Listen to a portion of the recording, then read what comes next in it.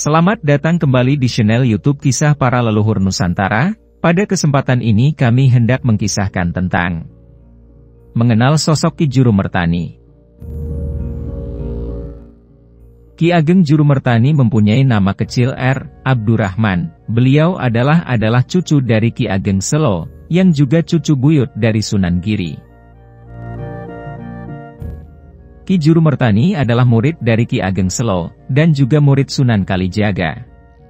Sosok Ki Jurumertani digambarkan sebagai seorang petani yang berwawasan negarawan, saroyo, setio, dan rumekso di saat para bangsawan lain lebih tertarik untuk mengolah keterampilan fisik. Pada masa mudanya Ki Jurumertani lebih tertarik pada ilmu agama, ilmu olah rasa, serta ilmu ketatanegaraan, filsafat, psikologi maupun strategi.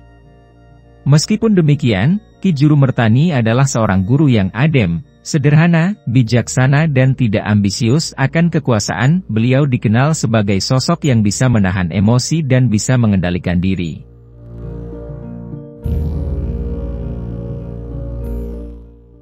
Beliau menghabiskan masa mudanya bersama sepupu sekaligus kakak iparnya yaitu Ki Ageng Pemanahan. Beliau sangat mendukung kegiatan Ki Ageng Pemanahan, bahkan dalam berbagai peristiwa Ki Ageng Pemanahan lebih percaya dengan nasihat Ki Ageng Jurumertani. Ki Ageng Jurumertani lah yang memberi semangat Ki Ageng Pemanahan dan Raden Panjawi untuk ikut sayembara membunuh Aryo Penangsang, dan atas nasihat dan strategi beliau juga akhirnya pertempuran dimenangkan Danang Sutawijaya. Atas dasar strategi Ki Jurumertani itu pula akhirnya tanah hutan Mentaok bisa diberikan oleh Sultan Pajang. Saran dari Ki Jurumertani pula, akhirnya pusat kerajaan Mataram dipilih oleh Panembahan Senopati di Kota Gede. Ketika Ki Ageng Pemanahan wafat, beliau sendirilah yang menghadap kepada Sultan Hadiwijaya untuk mengabarkan tentang wafatnya Ki Ageng Pemanahan dan memohon perintah dari Sultan Hadiwijaya siapa yang berhak mengganti kedudukan Ki Ageng Pemanahan di Perdikan Mataram. Ki Jurumertani meski tidak pernah terlihat adu fisik, tetapi beliau adalah seorang yang sakti dan mumpuni karena ilmu spiritualnya yang tinggi. Beliau adalah salah seorang yang punya andil besar atas berdirinya kerajaan Mataram Islam. Sepeninggal Ki Ageng Pemanahan, Ki Ageng Jurumertani lah yang memberi saran, pitutur dan nasihat serta peringatan kepada Panembahan Senopati untuk tidak pernah memusuhi Sultan Hadiwijaya. Nger, janganlah kamu memusuhi Sultan Hadiwijaya yang tak lain adalah orang tuamu dan juga gurumu. Aku malu karena kita yang berada di Perdikan Mataram sepertinya tidak tahu membalas budi baiknya. Bukankah kita telah diberi tanah dan wilayah untuk kita tempati dan kita bangun oleh beliau? Aku minta Nger, lebih baik sekarang mintalah dan berdoalah kepada Allah jikalau Sultan Hadiwijaya wafat Angger bisa menggantikan keratonnya, tapi sekarang jangan sekali-kali memusuhi beliau, justru sebaliknya balaslah kebaikannya supaya batinnya rela jika Angger kelak menggantikannya sebagai raja. Dan atas saran Ki Ageng Jurumertani akhirnya Panembahan Senopati berangkat ke Lipura untuk menenangkan pikiran dan berdoa kepada Allah hingga diperoleh petunjuk yang dinamakan Wahyu Lintang Jauhari, untuk mendirikan Keraton Mataram di Kota Gede. Pada masa pemerintahan Mataram akhirnya beliau dianugerahi jabatan sebagai penasehat Mahapatih Mataram dengan gelar Panembahan Mandaraka. Panembahan Mandaraka wafat pada tahun 1615 dan dimakamkan di Astana Kota Gede Yogyakarta. Para pecinta dan para subscriber YouTube Kisah Para Leluhur Nusantara.